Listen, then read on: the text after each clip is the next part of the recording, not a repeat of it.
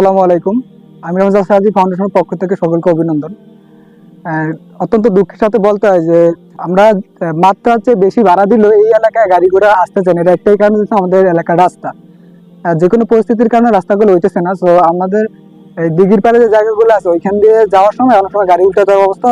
রাস্তা ভাঙ্গা হইলে মোটামুটি চলা যায়, বাট রাস্তার মধ্যে গর্ত থাকলে এটা অনেক বড় একটা সমস্যা হয়, গাড়ি পড়ে যাওয়ার মতো রিস্ক থাকে।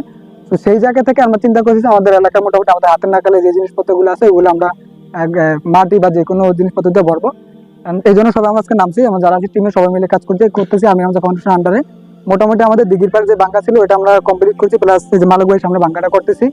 তারপরে আজিয়াটা ওই পাশে কিছু আছে, যা আছে সবগুলো আজকে আমরা মোটামুটি মাটি দিয়ে মোটামুটি একটা বড় করার মতো চেষ্টা করবো।